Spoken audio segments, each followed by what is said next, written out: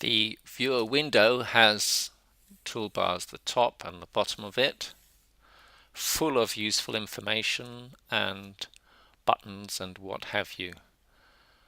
Right, as you already maybe know, you can read out from more than 2 points in the node tree.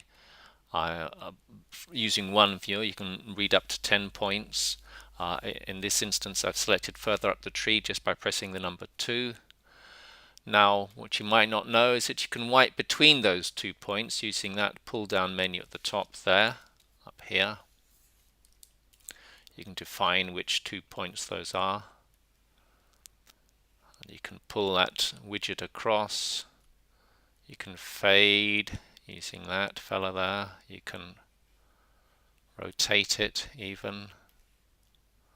And you can switch it off. Let's go back to 1. Using this slider here, you can change the apparent gamma of the screen. That's useful for spotting flaws in any mats or masks or things. When it's off the default, this little icon here turns red. You just press that button turns red. You're going to press it again to get it back to the default. You can also change the exposure settings. It's not quite as useful as the gamma, but it's there if you want it. These 3 buttons are pull-down menus there are also very useful. The most useful one is this one. This will give you the RG and B of what's on your screen. The most common way to access that is just keystrokes R, G, B. If you want to get back to the composite, here I am in the B, you just press B again. Over to G, press G again. And obviously alpha. Using this pull down menu, you can change your alpha to another channel altogether. It's not as useful as the next menu, but it's still I'm sure there is a use for it. Here you can load up channels from say a complex 3D render. You can load up a depth channel, a motion channel, all sorts.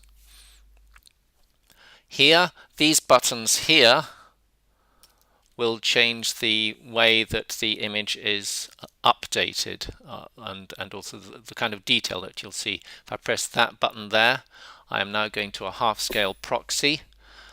If you have a set of pre-rendered proxies, it'll read from them.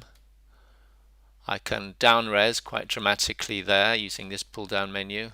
Switch that proxy off. Now, using the time slider, I can go forward using that fella and press this button here. That's called a region of interest. I've set my region of interest. Let's just play that animation a couple of times. There we go. Wait for it to load into the memory, and there we go.